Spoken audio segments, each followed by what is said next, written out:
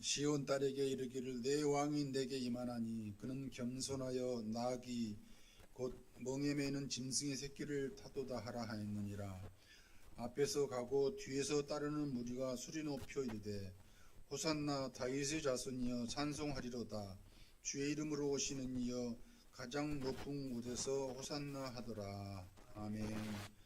사랑과 은혜가 한이 없으신 하나님 아버지, 오늘도 궂은 날씨에도 이곳으로 불러주시고 영광교회 예배하게 계시니 감사하옵나이다. 우리 고난주간을 맞이해서 특별히 하나님께 드리는 예배를 하나님 받아주시고 함께하여 주시옵소서. 이 모든 말씀 예수님의 이름으로 기도하옵나이다. 아멘. 사랑이 많으신 하나님 아버지, 오늘 저희에게 고난주간이자 종려주일의 은혜로운 예배를 허락하시고 주님의 거룩한 성전으로 발걸음을 옮기게 하시니 진심으로 감사하옵나이다. 저희의 마음과 삶을 비추시는 하나님 아버지, 종려주일의 기쁨으로 예수님을 맞이한 사람들이 얼마 지나지 않아 십자가에 못 박으라고 소리쳤던 사실을 돌아보면서 저희의 신앙생활을 정직하게 돌아봅니다. 주님을 믿는다 말하면서도 세상 앞에서 너무 쉽게 우리의 믿음을 타협하고 말씀과 기도에 소홀히 하였던 저희를 하나님 용서하여 주옵소서. 이 고난주간을 맞이해서 저희 마음에 기쁜 회개의 영을 부어주시고 십자가의 은혜로 말미암아 새롭게 변화되는 놀라운 역사를 허락하여 주시옵소서. 우리나라의 현실을 보며 간절히 기도하옵나이다. 주님, 이 땅의 정치인들과 지도자들에게 하늘의 지혜와 책임감을 더욱 부어주셔서 현실적이고 진실한 정책으로 우리 국민들의 삶의 어려움을 해결할 수 있도록 이끌어 주시옵소서. 또한 분열과 갈등의 문화가 아니라 서로를 이해하고 존중하며 화합하는 사회가 되게 하여 주옵소서. 우리 삶의 세밀한 부분까지 관심을 가지고 돌보시는 우리 자비하신 하나님 아버지, 오늘 예배 나온 성도들의 다양한 삶의 문제들을 위해서 기도합니다.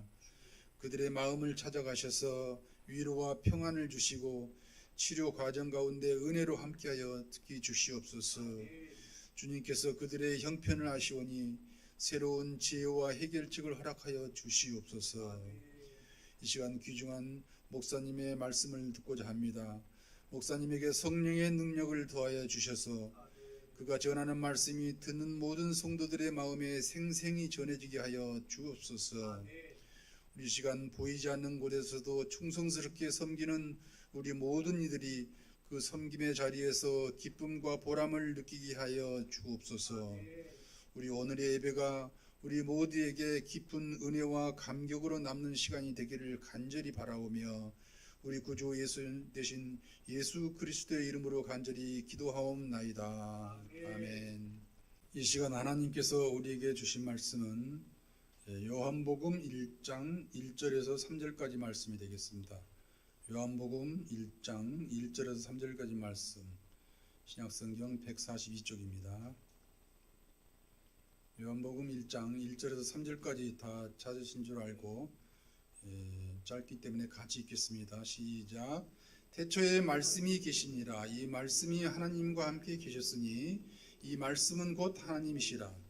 그가 태초에 하나님과 함께 계셨고 만물이 그로 말미암아 지은 바 되었으니 지은 것이 하나도 그가 없이는 된 것이 없느니라. 아멘. 이 시간 말씀과 제자됨이라는 제목으로 말씀 전하실 때 많은 은혜 받으시기 바랍니다. 우리 오늘도 선포해 봅시다. 우리 가슴에 따뜻하게 손을 얹고 나는 하나님이 두고 보시기에도 아까운 사람입니다. 시작. 나는 하나님이 두고 보시기에도 아까운 사람입니다.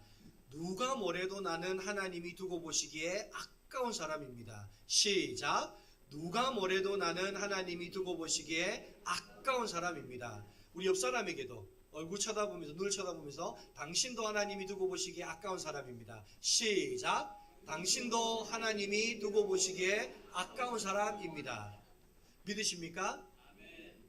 제발 옆 사람, 우리 다른 사람 이렇게 성도들을 교회에서 만나서 인사하면 이렇게 웃으면서 인사하세요. 예? 오만발 얼굴에 인상 쓰지 말고. 안 그래도 우리 교회 처음 오는 분이 어떤 분이 그 이야기 하시더라고요. 들어오는데 너무 무섭대요. 얼굴에 표정이 없대요. 그래서 여러분, 우리 옆 사람에게 다시 한번 해봅시다. 당신은 사랑받기에 합당한 사람입니다. 시작. 사랑받기에 합당한 사람. 이렇게 하세요. 아시겠죠? 내일부터 금요일까지 5일간 하나님을 아는 것입니다. 뭐라고요? 네, 여러분 초등학교에 다들 장학생이셨을 것 같습니다. 중학교 때는 어땠는지 모르겠지만 초등학교는 다 장학생이었을 것 같습니다. 하나님을 아는 것입니다 라는 제목으로 5일간 특별 새벽, 고난주간 특별 새벽 기도를 합니다. 이번 기회를 통해서 다시금 우리가 알고 있는 하나님, 내가 얼마나 정확하게 알고 있는가 확인해보고 그 하나님으로 날마다 세임 얻어서 이 땅을 승리하며 살아갈 수 있는 저와 여러분 될 수 있기를 간절히 바랍니다. 그래서 우리 옆 사람에게 이렇게 인사합시다. 육체의 한계를 뛰어넘읍시다. 또 하나 이야기합시다. 특세를 통해서 큰 은혜 받읍시다. 한 사람이 안 했습니다. 내일 아침에 얼굴 꼭 봅시다. 시작. 제가 올해까지만 작심해서 여러분을 위해서 특별 새벽 기도에 이번에는 정말 철수 다 한 사람은 선물 줄 겁니다. 제가 특별히 제 용돈을 털어서 선물을 준비했습니다. 목사한테 선물 받고 싶으신 분들은 여러분 특별 새벽 기도에 꼭 나오셔서 은혜도 받으시고 선물도 받으시고 그렇게 할 수 있는 시간 되었으면 좋겠습니다. 제가 서울에 이사를 오면서 대대적인 짐 정리를 했어요. 그래서 한 번씩 이사하는 게 참 좋은 것 같아요. 이사를 하니까 혹시 저 마이크 말고 다른 마이크는 다 음속으로 좀 해주세요. 지금 찡찡거리면서 마이크가 울리네. 저기서 끄면 됩니다. 한 번씩 이사하는 게 좋은 것 같아요. 왜냐하면 이사를 하면 묵은 짐들을 다 정리를 할 수 있어요. 그래서 제가 서울에 올라오는데 부산 촌놈이 서울에 올라오면 촌스러운 거 가지고 온다고 할까봐 촌스러운 건 뭐가 있나 다 이렇게 제거를 했어요. 제거를 딱 하면서 책장도 이렇게 정리를 막 하는데 정리를 딱 하는데 보니까 하나의 파일이 눈에 들어와요.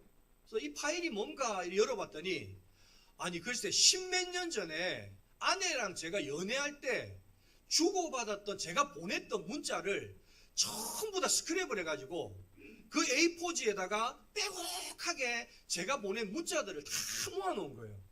그 파일 하나가 한 권인 거예요.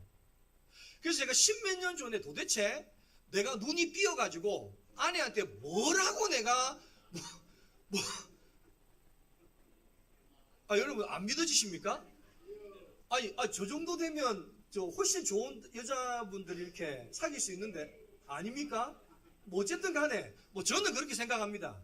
그래서 제 생각은 제 생각 마음이니까 그래서 제가 뭐라고 눈이 삐어서 문자를 보낸다. 읽어봤어요. 문자에 별 게 없어요. 우리 몇 시에 만납시다. 잘 들어가셨어요. 오늘도 좋은 꿈 꾸세요. 내 꿈 꾸세요. 그리고 뒷날 복권 사세요. 돼지 꿈이에요. 그냥 이런 내용이에요, 그냥. 근데 그거를 스크랩을 해가지고 한 권을 다 만들어 놨더라고요. 그래서 내가 그걸 보면서 처음에는 가슴이 뭉클했어요. 야, 내가 하는 말이 뭐길래 내가 보낸 문자 하나까지도 이렇게 귀하게 다 그걸 프린트를 해서 인쇄를 해서 다 모아놨을까? 그래서 그게 너무 또 가슴이 뭉클하고 감사한 거예요. 근데 한편 문득 이런 생각이 드는 거예요. 왜 내 아내는 쓸데없는 짓을 했을까? 아니 그냥 문자 받았으면 읽고 말면 될걸 뭐 하려고 쓸데없이 이 문자를 다 모아서 그거를 스크랩해서 다 모아놨을까? 그래서 곰곰이 생각하니까 그런 거예요. 아내는 저를 아는 방법이 뭐였던 거예요? 저와 대화하고 저에게 받았던 문자 이런 걸 통해서 누구를 알아갔던 거예요? 저를 알아갔던 겁니다. 저라는 사람을 알아갔던 거예요. 그리고 저에 대한 믿음을 키워왔던 거예요. 그러니까 저를 보고 제 외모를 보고 장가를 온 게 아니라 여러분 사실은 제 외모가요. 처갓집에 처음 인사를 갔어요. 처갓집 가족들이 깜짝 놀라서 뒤로 다 넘어질 뻔했대요. 왜 그랬냐 나중에 이제 결혼하고 나서 왜 그랬냐 물어봤더니 제가 롱코트를 입고 머리를 이렇게 넘기고 왔는데 주윤발이 온 줄 알았대요. 자기는 영화에서나 보던 입에다가 그 성냥개비 하나만 물면 완전 주유가 어디서 저런 뺀질뺀질하게 생긴 사람이 다 있나 싶을 정도로 자기 인생에는 보지도 듣지도 못한 사람이 들어오더래요. 깜짝 놀랐대요. 근데 그런 세계관을 가진 사람이 저랑 결혼을 하려고 했으니 여러분 어떤 마음으로 결혼했겠습니까? 제가 보낸 그 문자 하나, 제가 뱉었던 말 한마디, 그 말들 속에서 그 사람은 내가 어떤 사람인지를 보게 되었고 나의 진심을 알게 되었고 나와 결혼하겠다는 그 마음을 가지게 됐다. 여러분 처음 남녀가 만나서 연애를 하면서요, 여러분 어떻게 그 남녀가 서로에 대해서 알아갑니까? 대화를 통해서 알아갑니다. 처음 만났을 때야 예쁘니까 뭐 이렇게 할 수 있겠죠. 근데 여러분 그 사람을 알아갈 때는 뭐를 통해서만 알아갑니까? 대화를 통해서 알아갑니다. 그리고 그 대화를 통해서 뭐 합니까? 이 사람에게 내 평생을 맡겨도 될지 맡기면 안 될지를 결정하고 그것을 통해서 그 사람과 결혼을 하게 되는 겁니다. 여러분 부부가 관계를 하면서요, 여러분 부부가 제일 조심해야 될 게 있어요. 그게 뭐냐면 서로에 대한 대화가 결혼하면 할수록 상실된다는 거예요. 여러분 지금 곰곰이 한번 생각해 보세요. 남편과 대화할 때 일상적인 대화, 삶에 대한 대화, 뭐 얼마가 드니, 뭐를 사는데 어떠니, 자녀가 어떠니, 이런 대화 말고 정말 나를 알기 위해서 하는 대화, 내가 남편을 알기 위해서 하는 대화가 얼마나 됩니까? 결혼하고 살아가면 살아갈수록요, 서로를 알기 위한 대화는 하지 않습니다. 삶을 살아가기 위한 대화만 합니다. 요즘에 돈이 얼마 부족한데, 이사를 가려니 어떤데, 자녀는 어떤데, 요즘에 자녀가 학교 생활 잘하니 못하니, 이런 이야기밖에 하지 않아요. 서로를 잘 알지 못해요. 오히려 오래 살면 살수록 서로에 대해서 더 소홀해져요. 그러니까 여러분, 내가 말을 해도요, 여러분 그 말이 때로는 상대방에게 큰 상처를 입히는 말들을 하게 된답니다. 자녀와 부모의 관계는 어떻습니까? 여러분 자녀들이 요즘에 무슨 생각하며 사는지 아십니까? 뭐에 관심 있는지 아십니까? 뭐를 좋아하는지 아십니까? 뭐 때문에 마음 아파하는지 아십니까? 그런 거에 대해서 관심 없습니다. 성적이 좋은지 나쁜지, 좋은 대학 갈 수 있는지 없는지, 좋은 회사 취직할 수 있는지 없는지, 오로지 부모는 그거밖에 관심이 없습니다. 자녀에 대해서 관심이 없으니까 부모와 자녀의 관계가 어떻게 됩니까? 단절이 됩니다. 왜? 맨날 만나면 하는 말이 뭡니까? 너 성적 잘 나왔냐? 너 그렇게 공부해서 좋은 대학 가겠냐? 너 그렇게 해가지고 좋은 데 취직하겠냐? 이런 이야기밖에 하지 않는 거죠. 그 아이가 무슨 생각을 하는지, 요즘에는 그 아이의 마음속에 뭐가 제일 큰 문제인지 그런 것도 묻지 않습니다. 여러분, 오늘 우리가 누군가를 알아간다고 할 때 여러분 그 알아가는 것은요, 그 사람과의 대화, 그 사람들의 말을 통해서 우리는 그 사람을 알아가게 되는 것입니다. 그러면 여러분 그리스도인으로서 우리가 하나님을 알아간다, 우리가 하나님을 믿는다 할 때 눈에 보이지 않는 하나님, 만날 수도 없는 하나님을 우리는 뭘로 알 수 있습니까? 뭘로 믿을 수 있습니까? 하나님의 말씀으로 알고 하나님의 말씀으로 그 하나님을 믿을 수 있다라는 겁니다. 그 말은 내가 하나님의 말씀을 믿지 않으면 누구를 믿지 않는 겁니까? 하나님을 믿지 않는 겁니다. 여러분 누가 저보고 저는 목사님 믿습니다. 그럴 때 여러분 제 말을 안 믿으면 그 사람은 저를 믿는 겁니까? 안 믿는 겁니까? 안 믿는 거죠. 아니 내가 하는 말을 안 믿는데 뭘 내를 믿는 겁니까? 얼마 전에 한 성도님이 저에게 연락이 왔어요. 자기가 다니는 병원에 수술을 해야 되는데, 자기가 어떤 수술이 있어서 수술해야 되는데, 자기가 다니는 병원에서 의사가 부정적인 이야기를 하더라는 거예요. 너무 그 말을 듣고 나니까 너무 마음이 불안해진 거예요. 목사님, 내가 너무 수술을 받기는 받아야 되는데 불안해서 어떻게 해야 될지를 모르겠습니다. 그럼 연락이 온 거예요. 근데 때마침 감사하게도 얼마 전에 제 아는 지인이 자기 어머니가 인공관절 수술을 해야 돼서 그 수술해야 하는 병원에 신방을 가게 되어서 그 병원을 알게 됐어요. 의료진이 되게 좋더라고요. 그래서 제가 그 병원을 소개시켜주면서 이 병원에 한번 가보시라고 그 병원을 소개시켜주면서 그분을 위해서 기도를 해드렸습니다. 그리고 제가 그분을 위해서 새벽마다 기도를 이렇게 하는데 하나님이 제 마음속에 이런 마음을 주는 거예요. 야, 병원 아무 때나 가라고 해라. 병원이 그 사람을 낫게 하는 게 아니라 내가 그를 치료할 거다. 그러니까 어느 병원을 가든 마음 편안한 병원 찾아가고 치료는 내가 할 거니까 걱정하지 말라고 해라. 그런 마음을 나에게 주시는 거예요. 그래서 제가 전화로 신방을 하면서 제가 그분에 그렇게 말씀을 드렸어요. 원하는 병원 찾아가십시오. 마음이 제일 편안한 병원 찾아가십시오. 그러나 염려하지 마십시오. 치료하시는 분, 수술을 통해서 치료하시는 분은 하나님이십니다. 그러니까 내 마음이 제일 편안한 병원 찾아가십시오. 그랬더니 그분이 제가 소개해준 병원도 가보고 다른 사람이 소개해준 병원도 가보고 이 병원도 가보고 저 병원도 가보고 검사를 다 받아봤는데 제가 소개시켜준 병원이 제일 마음에 들더라는 거예요. 혹시 그렇다고 또 저한테 병원 소개해달라고 찾아오지 마세요. 병원 몰라요. 저 서울 이사 온 지 얼마 안 됐어요. 저 돌팔이에요. 그래서 제가 소개해준 병원이 제일 마음에 든다는 거예요. 편하다는 거예요. 그 병원 가셨어요. 그리고 이제 내일 수술하면 오늘 저녁에 입원을 하셨어요. 그리고 이제 전날 아침에 1번으로 수술하게 돼서 새벽 기도가 끝나고 제가 기도해드리기 위해서 전화를 했어요. 전화를 했더니 그 전화에서 제가 첫 마디가 뭐냐? 밤새 잘 주무셨어요? 마음은 편안하세요? 이게 첫 마디였어요. 뭐라고 할게요? 너무 잘 잤다는 거예요. 마음이 너무 편안하다는 거예요. 그러면 됐다. 오늘 염려하지 마시라고. 오늘 수술하는 분은 의사가 아니라 의사의 통을 통해서 성령 하나님이 수술하실 거예요. 그리고 기도해드렸어요. 그리고 정말 그날 수술이 너무 순적하게 잘 됐어요. 고관절 쪽에 핀을 제거해야 되고 다리 쪽에 핀을 제거해야 되는데 굉장히 어려울 수 있는데 너무 수술이 순적하게 잘 됐다는 거예요. 그래서 그분은 지금 굉장히 치료를 잘 받고 있습니다. 여러분, 만약에 그분이 제 말을 안 들었다면 그 병원에 찾아갔겠습니까? 만약에 그분이 제 말을 안 믿었더라면 여러분, 하나님이 그 사람을 치료할 것이라는 그 말에 확신이 있어도 마음의 평안함이 있었겠습니까? 제 말을 믿었기 때문에, 제 말을 들어줬기 때문에 여러분, 그와 같은 믿음이 그 사람 마음속에 있었지 않겠습니까? 여러분, 하나님도 마찬가지입니다. 여러분, 우리는 하나님을 만날 수도 없고 볼 수도 없습니다. 그런데 우리는 어떻게 하나님을 우리가 믿을 수 있습니까? 하나님을 알 수 있습니까? 오늘 본문의 1절 말씀을 한번 읽어봅시다. 시작. 태초에 말씀이 계시니라. 이 말씀이 하나님과 함께 계셨으니 이 말씀은 곧 하나님이시니라. 아멘. 오늘 성경은 뭐라고 합니까? 태초에 뭐가 계셨다고요? 말씀이 계셨어요. 근데 이 말씀이 누구와 함께 계셨어요? 하나님과 함께 계셨어요. 근데 이 말씀이 곧 누구라고요?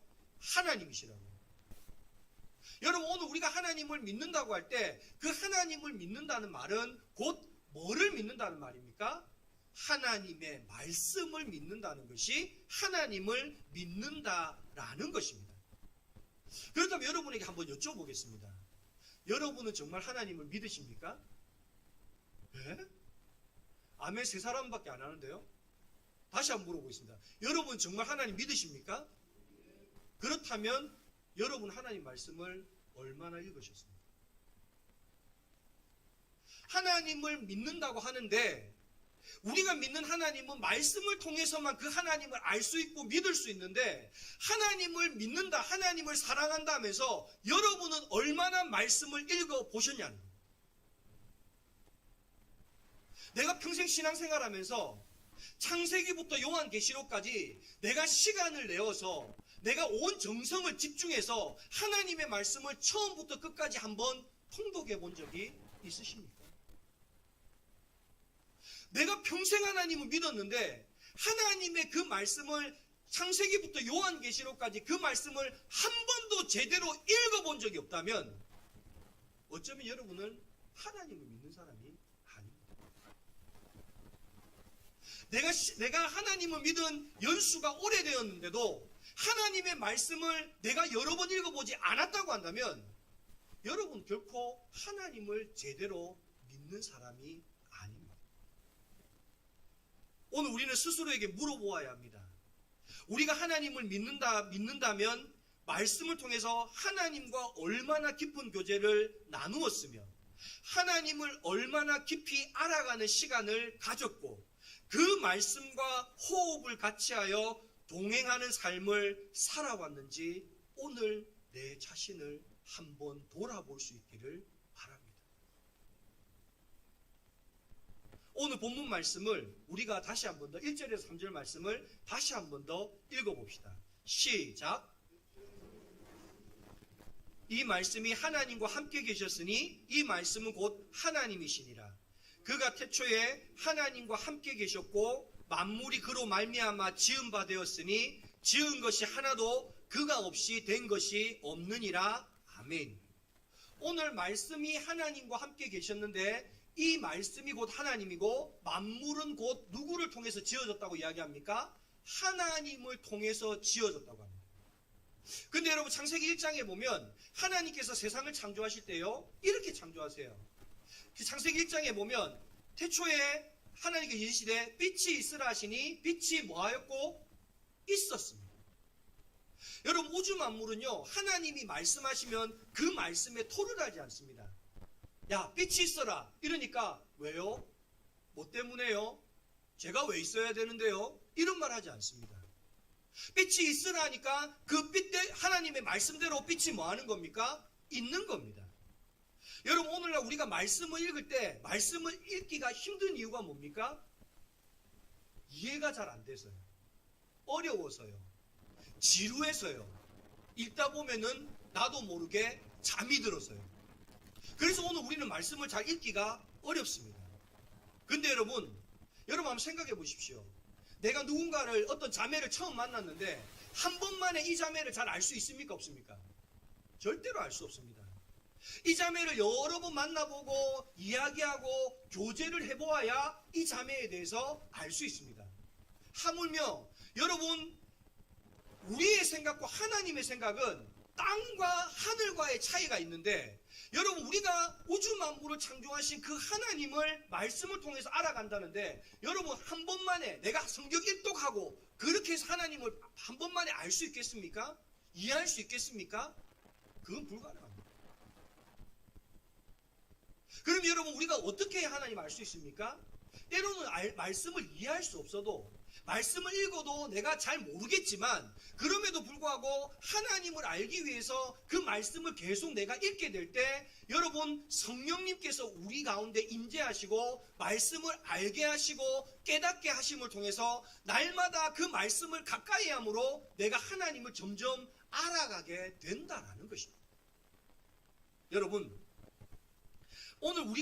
그러므로 오늘 우리가 해야 될 것은 뭐냐?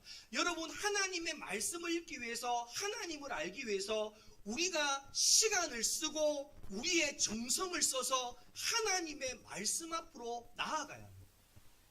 오늘 우리가 하나님의 말씀 앞에 나아가기만 하면 여러분 그 말씀이 우리를 인도할 것입니다.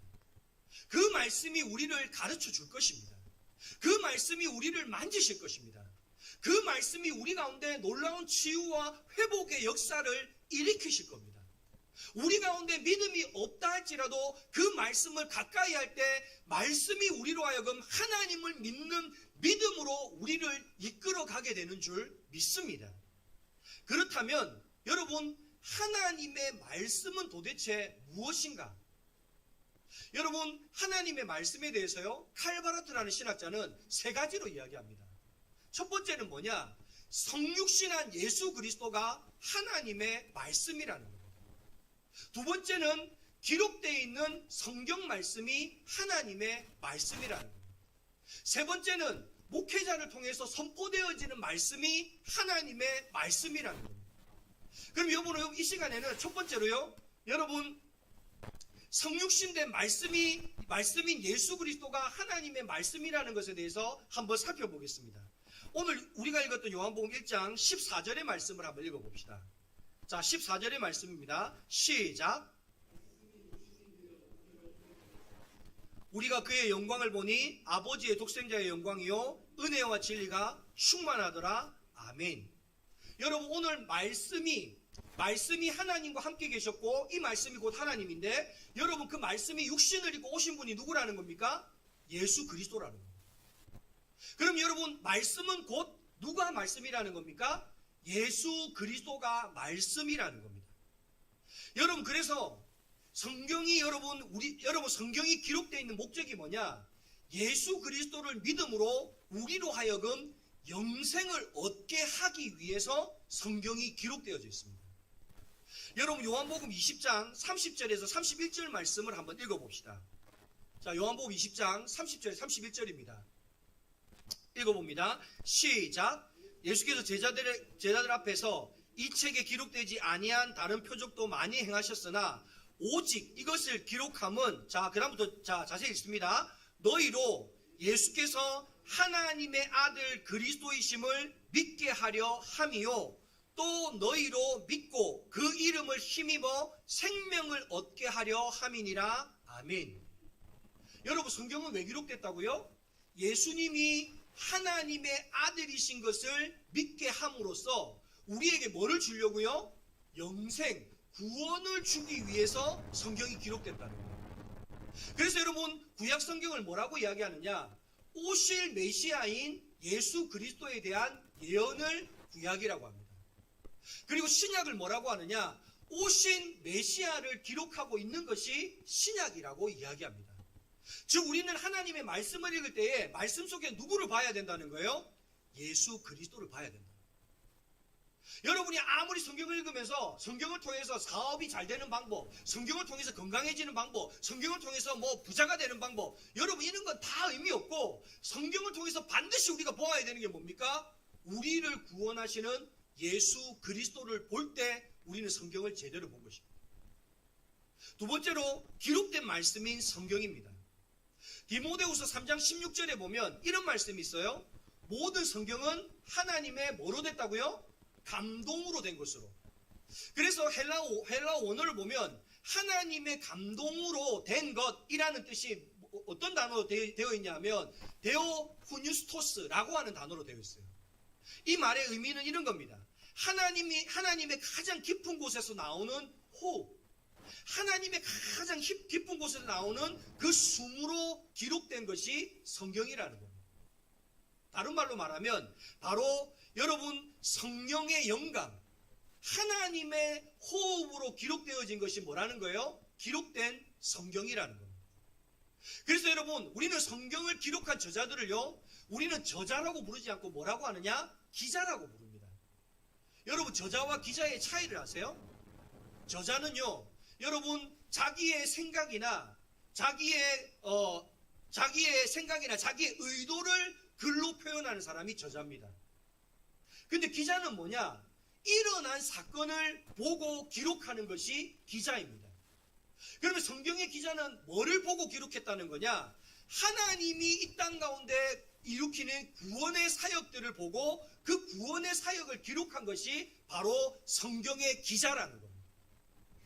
여러분, 그렇다고 한다면 여러분 오늘 이 성경은 무엇을 기록하고 있습니까? 이 땅 가운데 하나님께서 우리를 구원하기 위하여 행하셨던 일들을 기록하고 있는 것이 바로 성경이라는 겁니다. 기록된 성경이라는 겁니다. 세 번째로요, 여러분 선포된 말씀입니다. 디모데후서 4장 17절 말씀을 한번 읽어봅시다. 자, 읽어봅니다. 시작. 주께서 내 곁에 서서 나에게 힘을 주심은 나로 말미암아 선포된 말씀이 온전히 전파되어 모든 이방인이 듣게 하려 하심이니 내가 사자의 입에서 건짐을 받았느니라. 아멘. 오늘 여기에 보면 선포된 말씀이라는 게 나와요. 근데 여러분 여기서 나오는 선포된 말씀은 목사님이 설교하는 말씀을 선포된 말씀이라고 하는 게 아니에요. 여러분 뭐를 선포된 말씀이라고 하느냐? 하나님의 기록된 말씀 위에서 예수 그리스도를 증거하는 것이 선포된 말씀입니다. 다시 말씀드립니다. 여러분 선포된 말씀이라는 것은 기록된 하나님의 구원 사역을 기록한 성경을 토대로 해서 예수 그리스도를 증거하는 것이 바로 선포된 말씀입니다.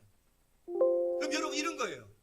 목사가 아무리 재밌는 말을 하고 좋은 말을 하고 듣기 좋은 이야기를 해도 그 말씀이 성경의 토대 위에 있지 않고 예수 그리스도를 증거하지 않는다면 여러분 그 말씀은 선포된 말씀이 아니라는 거예요.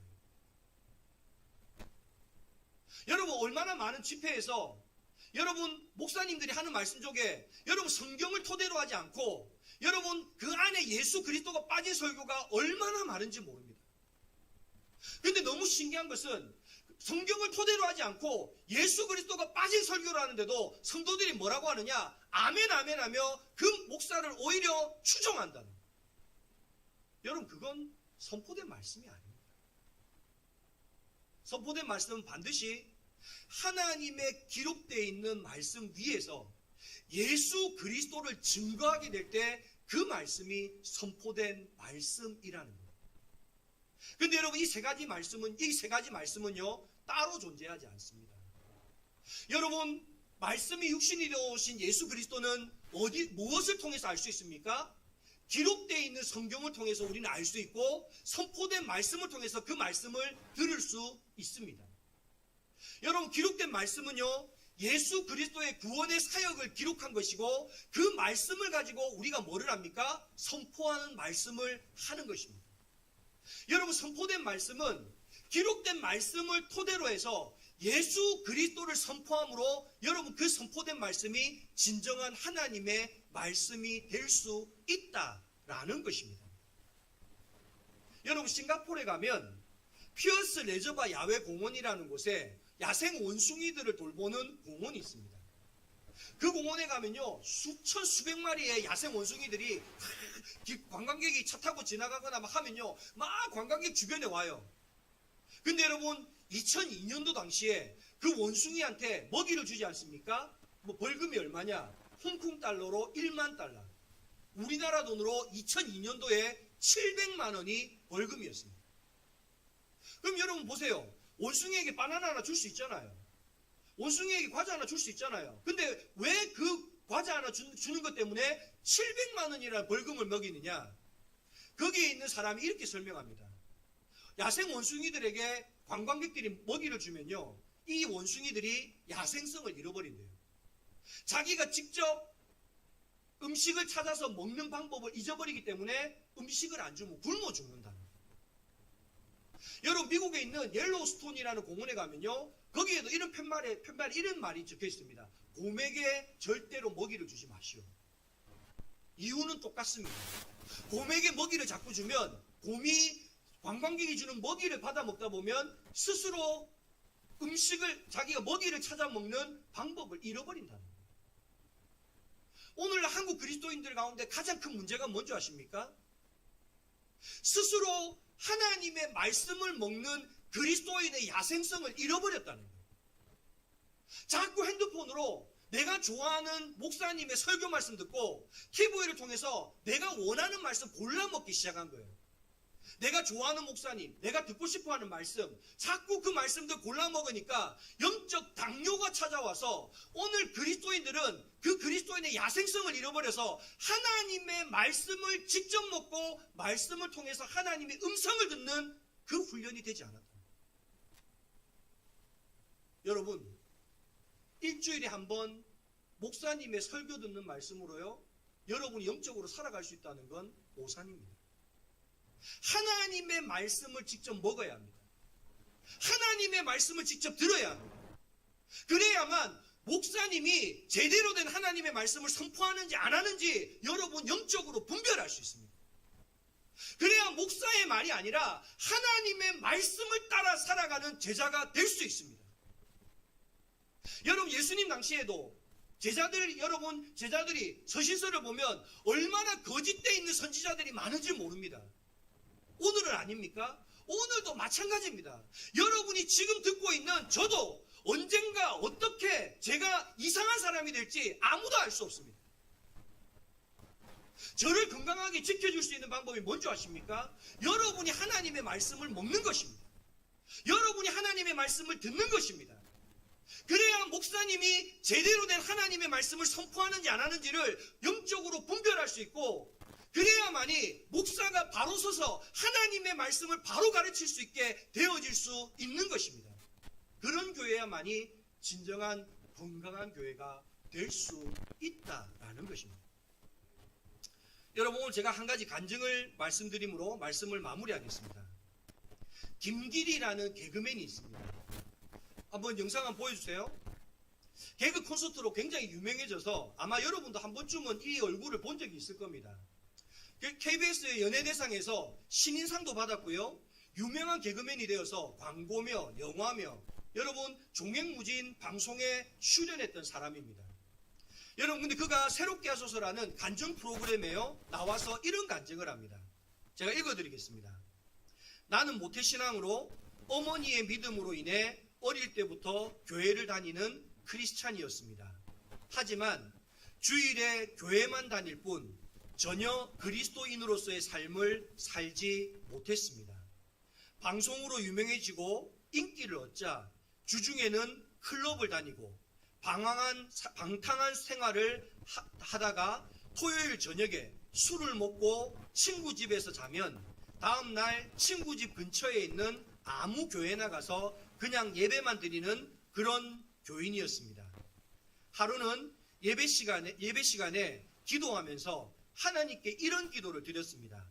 하나님, 저 아직 덜 놀았으니까 좀 더 놀다가 올게요. 지금 생각해보면 죄악 중에 있는 자신을 그냥 내버려 달라는 기도를 겁없이 할 정도로 타락한 삶을 살았습니다. 그런데 하루는 자신이 간 교회에서 목사님이 교회를 다녀도 성경을 읽지 않으면 그리스도인이 아니라는 설교를 듣고 비록 자신이 제대로 된 신앙생활을 하지 못하지만 그래도 자신이 신앙생활 한 지가 얼마나 되었으며 자신을 위해 어머니의 수많은 기도가 있는데 그리스도인이 아니라는 말에 반항심이 생겼습니다. 그래서 2021년도에 처음으로 성경을 처음부터 끝까지 한번 읽어보리라는 생각으로 성경을 읽기 시작했습니다. 혹시 자신이 성경을 읽다가 포기할까봐 연예인 성경 읽기반에 들어가 읽지 않으면 벌금을 내면서까지 성경을 읽기 시작했습니다. 그런데 놀라운 일은 성경을 한 장 한 장 읽는데 자신의 피부가 한 장씩 벗겨지는 것 같이 자신의 거짓된 삶이 벗겨지면서 자신 안에 내주하시던 예수님이 통독하는 동안 드러나기 시작하더라는 것입니다. 그렇게 성경 일독을 하고 나니 성경을 읽기 전과 성경을 읽고 난 후에 자신이 놀랍게 변해 있었습니다. 일독을 다 마친 후 정말 다시 태어난 자신을 만나게 되었습니다. 더 놀라운 것은 자신은 성경이 재미있어서 읽은 것도 아니고 알고 읽은 것도 아니라는 것입니다. 단지 성경 일독을 해야겠다는 생각을 가지고 성경을 읽기 시작했는데 성경을 일독하고 나니 자신에게 알 수 없는 기쁨이 넘치고 자신의 삶이 완전히 바뀌어 있더라는 것입니다. 그래서 지금도 성경을 읽다가 이해가 안 되는 내용이 나오면 더 기쁨이 넘치고 기대가 됩니다. 성경을 모르는데도 이렇게 변화되는데 알면 얼마나 더 많이 기쁨과 변화가 생길까라는 기대감이 들기 때문입니다. 여러분, 성경이 재밌어서도 아니고 성경을 알아서도 아니고 성경을 읽지 않으면 그리스도인이 아니라는 그 말에 내가 성경 한번 그냥 읽어보자. 처음부터 끝까지 내가 성경 한번 읽어보자. 이 마음으로 성경 읽었더니 그의 성경 읽기 전과 읽기 난 후가 완전히 달라지고 그의 마음속에 알 수 없는 기쁨이 충만해졌다면 오늘 저와 여러분도 하나님의 말씀 앞으로 나아갈 때 이와 같은 은혜가 우리 가운데 임하지 않겠습니까? 여러분 히브리서 4장 12절 13절 말씀을 우리 마지막으로 한번 읽어봅시다. 시작. 하나님의 말씀은 살아있고 활력이 있어 좌우의 날선 어떤 검보다도 예리하여 혼과 영과 및 관절과 골수를 찔러 쪼개기까지 하며 또 마음의 생각과 뜻을 판단하나니 지으신 것이 하나도 그 앞에 나타나지 않음이 없고 우리의 결산을 받으신 이의 눈앞에 만물이 벌거벗은 것 같이 드러나느니라. 아멘. 우리도 이 연예인처럼 우리의 마음과 시간을 써서 살아계신 하나님의 말씀 앞으로 나아가십시다.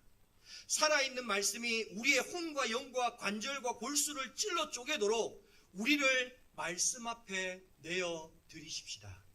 그리고 그 말씀으로 우리가 하나님의 사람으로 다시금 새롭게 재창조되어 세상의 소금과 빛이 되어 세상으로 나아가십시다. 이것이 오늘 저와 여러분에게 하시는 하나님의 말씀입니다.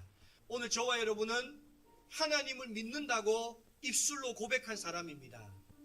도대체 하나님의 무엇을 믿는 것입니까? 여러분, 시편 2편에서는 복 있는 사람은 하나님의 말씀을 즐거워하여 주야로 그 말씀을 묵상하는 자라고 말씀하십니다. 오늘 저와 여러분, 우리는 하나님의 말씀을 얼마나 즐거워했습니까? 얼마나 말씀 앞으로 나아갔습니까? 우리가 입술로는 하나님을 믿는다 하면서 얼마나 하나님의 말씀을 읽고 그 말씀과 동행했습니까? 오늘 이 시간 우리가 기도의 자리를 통하여 결단하기를 원합니다. 주님, 우리가 복 있는 사람 되게 하여 주옵소서. 하나님의 말씀을 즐거워하여 주야로 묵상하는 자 되게 하여 주옵소서. 그리하여서 하나님의 말씀을 통하여 만지심을 경험하게 하시고 회복을 경험하게 하시고 이 땅 가운데 소금으로 빛으로 우리를 새롭게 창조하셔서 세상으로 우리가 파송될 수 있도록 은혜 베풀어 주옵소서. 우리 이 시간 다 함께 주여 한번 부르고 통성으로 기도하며 나아가겠습니다. 주여! 하나님 아버지 감사합니다. 오늘 말씀을 통하여 우리가 하나님을 믿는다고 할 때에 그 믿는 것이 하나님의 말씀을 믿는 것인지를 깨달아야게 하시니 감사합니다. 하나님 아버지, 오늘 우리는 입술로만 주님을 믿는다 하지 않게 하시고 언제나 하나님의 말씀 앞에 더 가까이 나아가는 자 되게 하여 주옵소서. 복 있는 사람은 여호와의 말씀을 주야로 즐거워하여 그 말씀을 주야로 묵상하는 자라고 말씀하신 것처럼 우리가 날마다 주님의 말씀 앞에 나아가게 하시고 그 말씀과 동행하게 하시고 그 말씀을 통하여 하나님의 살아계심을 날마다 경험하는 우리 모두가 될 수 있도록 은혜 베풀어 주시옵소서. 주님의 말씀을 들을 때에 주님이 가라 하시면 가고 주님의 뜻이 아니면 멈추어 설 수 있는, 그리고 그 말씀으로 이 땅의 이 세상을 영적으로 분별하며 하나님의 선하시고 온전하신 뜻이 무엇인가를 깨달아 알아 살아가는 우리 모두가 될 수 있도록 은혜 베풀어 주시옵소서. 하나님 아버지 감사합니다. 오늘 우리는 하나님을 믿노라 하면서도 하나님의 말씀을 가까이 하지 않았습니다. 하나님의 말씀을 읽는데 우리의 시간씀과 우리의 마음씀이 없었음을 이 시간 고백합니다. 주님, 하나님의 말씀 앞에 더 가까이 나아가는 하나님의 제자들 되게 하여 주옵소서. 복 있는 사람은 여호와의 말씀을 즐거워하여 그 말씀을 주야로 묵상하는 자로다라는 그 말씀처럼 우리의 삶 가운데 하나님의 말씀을 주야로 묵상하는 그와 같은 말씀의 능력이 있는 자들 되게 하여 주옵소서. 말씀과 같이 호흡하게 하시고 말씀과 함께 동행하게 하시고 그 말씀에 순종하며 이 땅 가운데 소금 같은 사람, 빛 같은 사람 되어서 우리로 하여금 살아계신 하나님 앞에 영광 올려드리는 하나님의 메신저가 되게 하여 주옵소서. 세상의 온갖 죄와 상처들로 얼룩진 자들이 영광교회를 통하여 새롭게 회복되고 치유되게 하여 주옵소서. 영광교회가 하나님이 기뻐하는 교회, 영광교회 성도들이 자랑스러워하는 교회 되게 하시고 우리 교회의 주인이 하나님이시며 말씀 위에 바로 선 교회, 교회인 우리가 머무는 곳마다 하나님의 영광이 나타나는 교회 되게 하여 주옵소서. 행여 우리 가운데 갖가지 문제들로 고통당하는 사람들 있습니까? 육신의 질병이든 마음의 질병이든 중독의 문제이든 죄의 문제이든 그 밖의 삶의 갖가지 어려움이든 그 어떤 것이라도 그리스도의 십자가의 사랑으로 치유되고 회복되어지고 새로워지는 은혜가 지금 이 자리 가운데 나타나게 하여 주옵소서. 나사렛 예수 이름 받들어 기도하온즉 저들을 괴롭히는 모든 문제들은 떠나갈지어다. 죄와 모든 사망의 권세야 떠나갈지어다. 주님께서 자유케 하시면 자유케 될 것을 믿사온즉 우리에게 그와 같은 믿음 있게 하여 주옵소서. 이제는 우리 주 예수 그리스도의 은혜와 하나님 아버지의 한이 없는 사랑하심과 보혜사 성령님의 내주 감화 감동하시는 은혜가 영광교회 모든 성도들 머리 위에와 그들의 가정과 삶의 모든 자리 위에 이 나라와 온 세계 가운데 지금으로부터 영원까지 함께 하시기를 간절히 축원하옵나이다. 아멘.